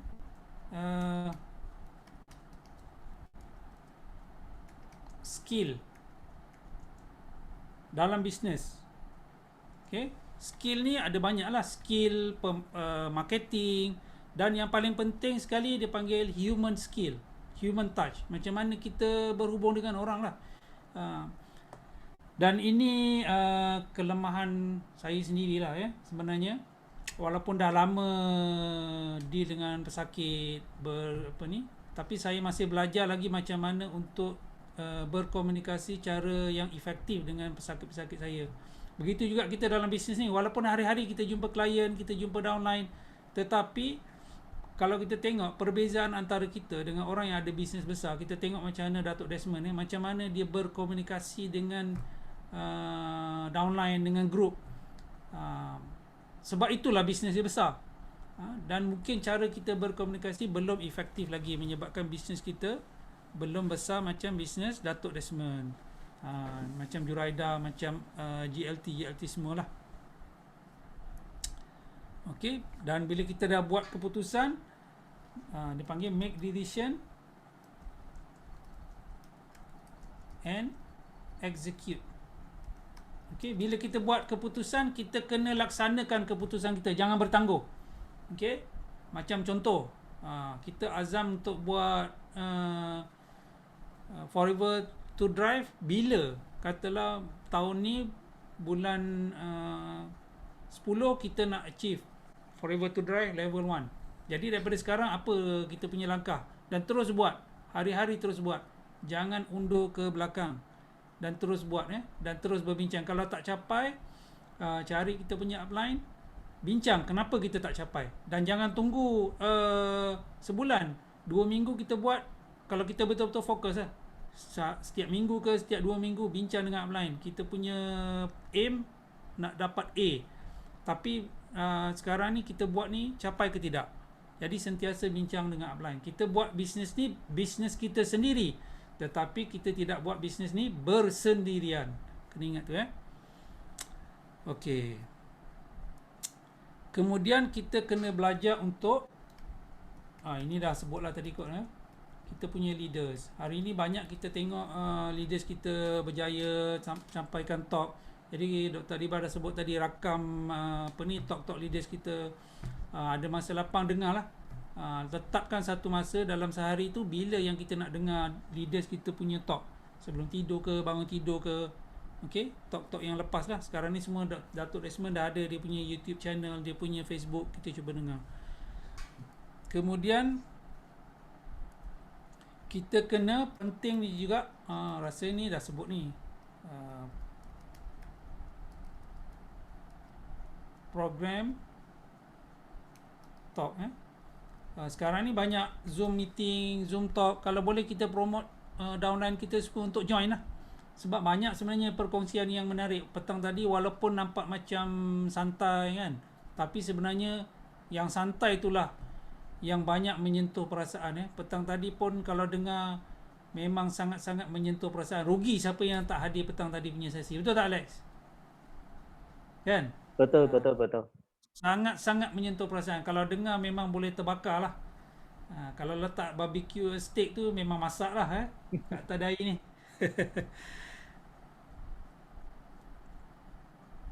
Okey. Jadi kita kena juga, kalau kita ni ada banyak layers kan, kita kena belajar untuk promote leaders dalam kita punya business. Okey.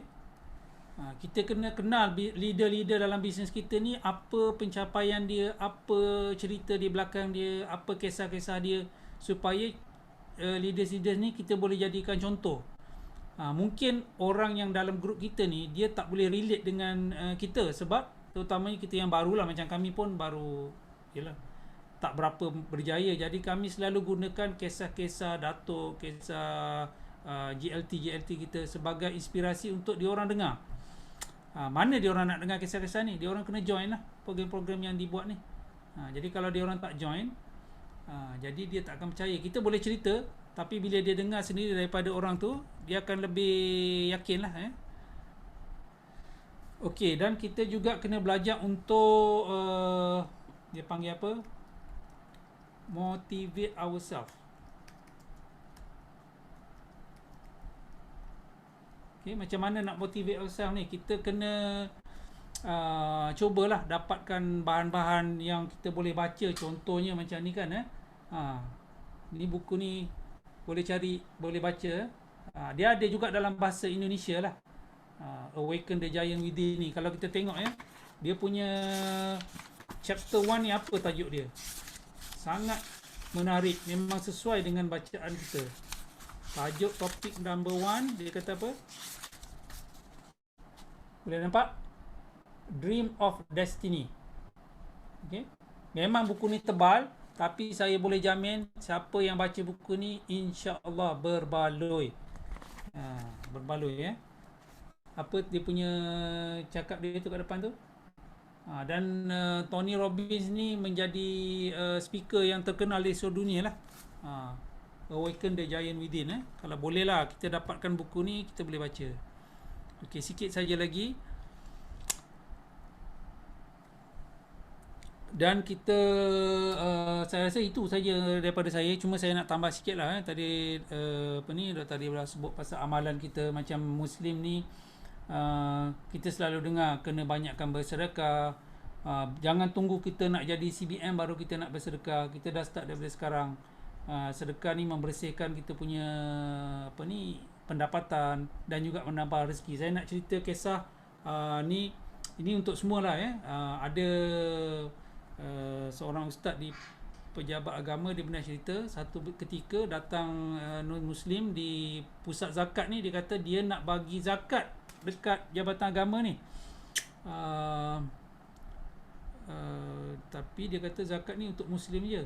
Tak, sebab dia terdengar ceramah dekat radio. Dia kata kalau bayar zakat ni boleh tambahkan pendapatan lagi. Jadi pegawai ni kata okey, tak apa, kita terimalah. Walaupun ni dia sebagai sumbangan lah.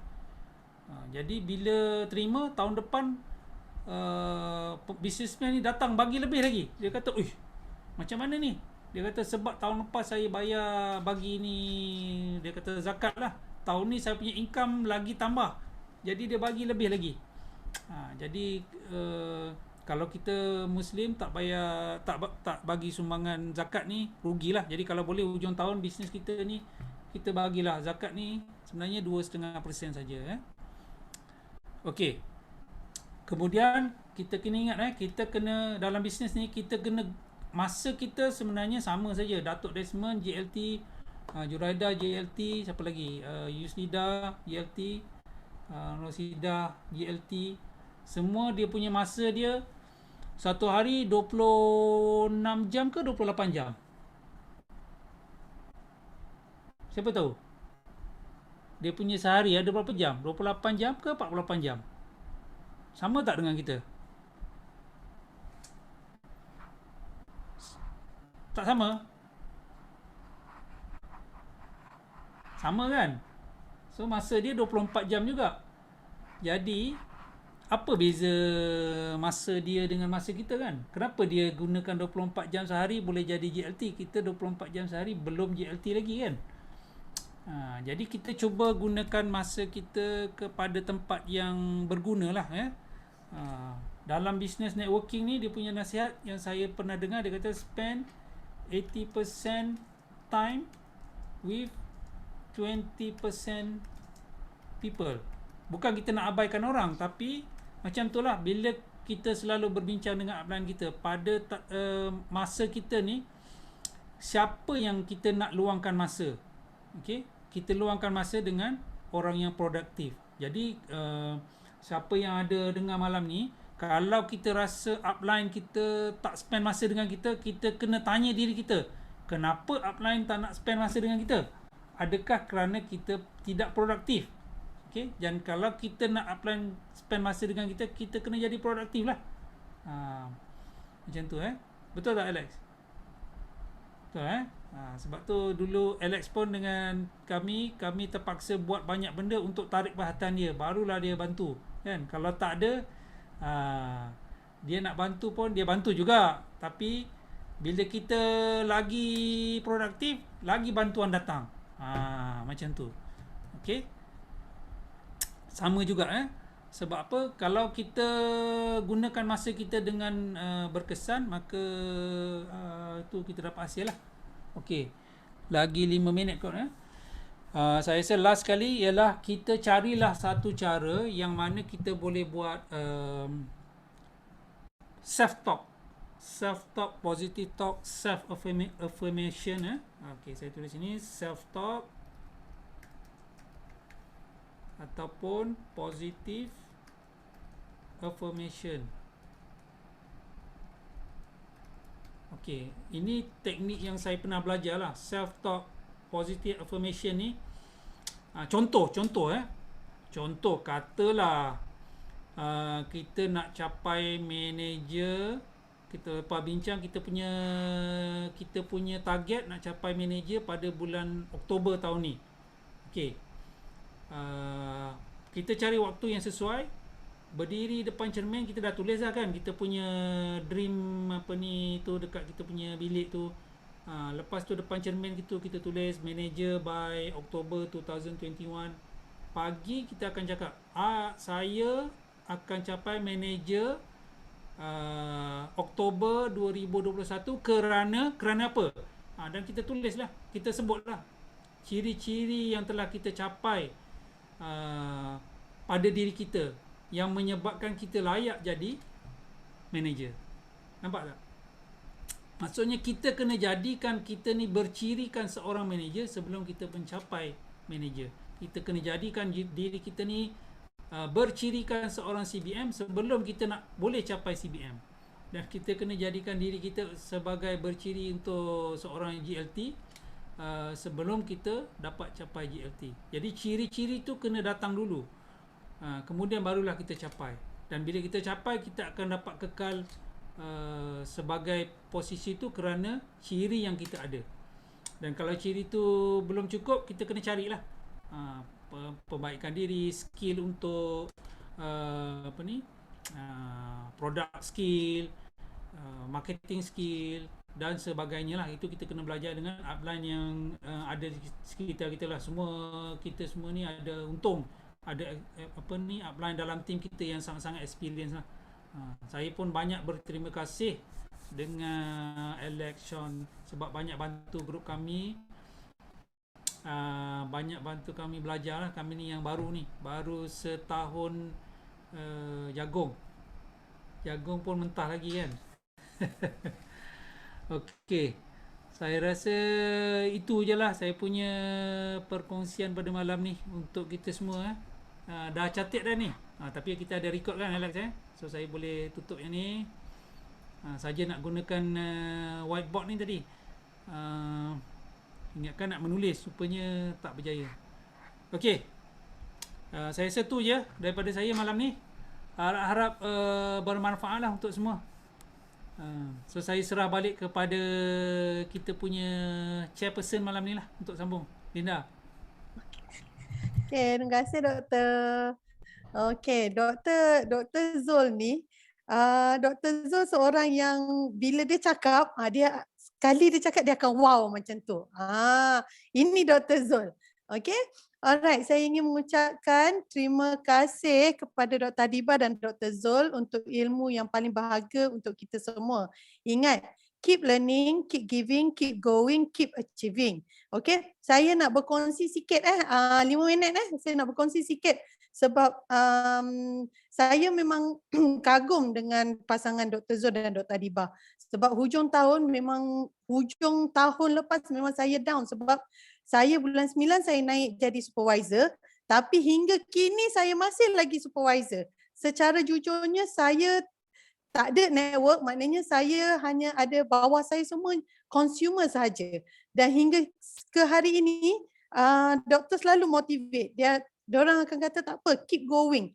Buat je. InsyaAllah satu hari nanti akan ada fighter di dalam tim saya nanti. So sehingga hari ini saya ingat lagi ada satu video yang Dr. Zul share akhir tahun lepas yang memang saya setiap pagi kalau saya down saya mesti tengok video ni. Video tu dia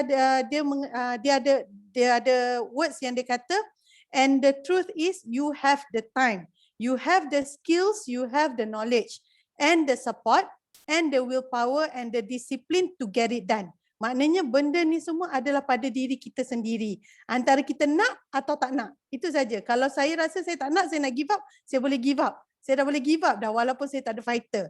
Tapi bila tengok video tu memang keep on, dia bagi saya inspirasi untuk terus bergerak. Saya tahu doktor macam mana pun doktor upline saya yang lain mesti akan membimbing kita. Tak faham tak apa, buat. Dari situ kita akan belajar. Macam Dr. Adiba kata awal tadi, we walk the talk. Maknanya kita kita sendiri boleh bagi tahu, kita boleh kongsi kesihatan. Apa yang kita belajar, kita kongsi pula kepada orang. Tak rugi apa pun, kan? Okey. So, terima kasih. Semoga ilmu yang dikongsi oleh Dr. Adiba dan Dr. Zul dapat memberi manfaat kepada kita semua. Okay, saya ingin mengingatkan anda semua tentang third quarter kickstart kita. Kita menang, kita juara. Inilah masa untuk anda semua membawa VIP dan PNM. Anda untuk mendengar 12 orang jutawan forever yang akan membantu anda menunjuk jalan kejayaan kepada tim anda. Bukan tim anda lah, tim saya juga.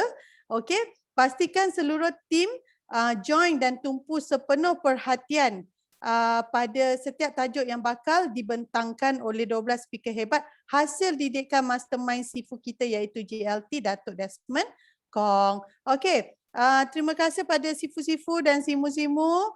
Terima kasih pada semua upline saya. Terima kasih Dr. Adiba dan Dr. Zul kerana memberi saya peluang sekali lagi untuk menjadi MC untuk malam ini. Okey, last pantun saya, bunga dedap di atas para anak dusun pasang pelita. Kalau tersilap tutur bicara, jemari disusun maaf dipinta.